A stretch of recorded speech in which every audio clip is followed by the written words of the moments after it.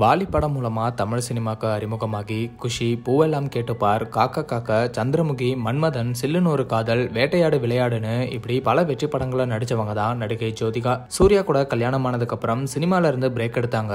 அதுக்கப்புறம் 36 வயது நிலை படம் மூலமா மறுபடியும் தமிழ் சினிமாக்கு ரீஎன்ட்ரி கொடுத்து நிறைய உமன் சென்ட்ரிக் படங்கள்ல நடிச்சாங்க. இப்போ ஹிந்தில படங்கள் பண்ணிட்டு வராங்க. அந்த வகையில இவங்க நடிச்ச டபா கார்டல் அப்படிங்கிற ஹிந்தி வெப் சீரிஸ் கடந்த பிப்ரவரி மாசம் வெளியாச்சு. அந்த சீரிஸை ப்ரொமோட் பண்ற விதமா ஜோதிகா நிறைய இன்டர்வியூஸ் கொடுத்திருந்தாங்க. அந்த இன்டர்வியூஸ்ல ஜோதிகா பேசினது இப்போ பெரிய சர்ச்சையை ஏற்படுத்தி இருக்கு. ஜோதிகா அந்த இன்டர்வியூஸ்ல என்ன சொல்லியிருந்தாங்கன்னா, சவுத் ரொம்பவே ஆணாதிக்கம் நிறைஞ்ச ஒரு சினி இண்டஸ்ட்ரி, ஆனா பாலிவுட் இப்ப பரவாயில்ல மாறிடுச்சு. ஆனா இன்னுமே சவுத்ல ஹீரோவை பேஸ் பண்ணி தான் கதைகள் வருது. நடிகைகள் எல்லாம் சும்மா டான்ஸ் ஆடுறதுக்கும் ஹீரோவை புகழ்றதுக்கும் தான் படத்துல இருக்காங்க. மற்றபடி அவங்க ரோல் இன்கம்ப்ளீட்டா தான் இருக்கும். எனக்கு ஒரு 28 வயசு ஆனதுக்கு அப்புறம் நான் நிறைய படங்களுக்கு நோ தான் சொன்னேன். ரொம்ப பார்த்து செலக்ட் பண்ணி தான் தமிழ் படங்கள்ல நடிச்சேன். அதுக்கப்புறம் தான் உமன் சென்ட்ரிக் படங்கள் நிறைய நடிச்சேன். அதுதான் என்ன இப்போ பாலிவுட் வரைக்கும் கொண்டு வந்திருக்குன்னு நினைக்கிறேன் அப்படின்னு தென்னிந்திய திரைத்துறையை ஜோதிகா கடுமையா தாக்கி பேசியிருக்காங்க. ஜோதிகாவோட இந்த ஸ்பீச்சுக்கு மக்கள் மத்தியில இருந்து கடுமையான எதிர்ப்புகள் வந்துட்டு இருக்கு. காரணம் மொழி, வேட்டையாடு விளையாடு, சில்லுன்னு ஒரு காதல்னு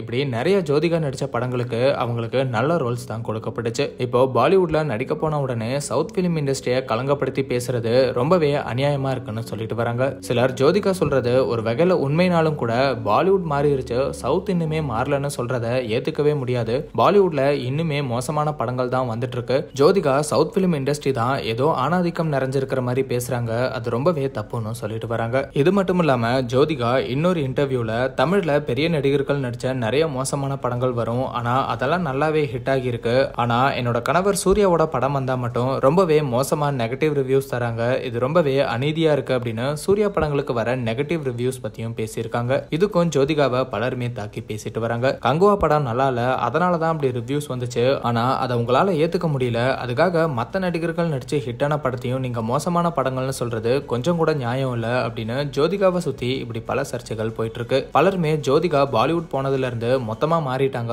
சவுத் மூவிஸ் தான் அவங்களுக்கு நல்ல பேரை வாங்கி கொடுத்துச்சு, நன்றியை மறந்துட்டாங்க அப்படின்னு வருத்தப்பட்டும் விமர்சனம் பண்ணிட்டு வராங்க. ஜோதிகாவே இது எல்லாத்துக்குமே முற்றுப்புள்ளி வைக்கிற விதமா விளக்கம் தராங்களா அப்படிங்கறதையெல்லாம் வெயிட் பண்ணி பார்க்கலாம்.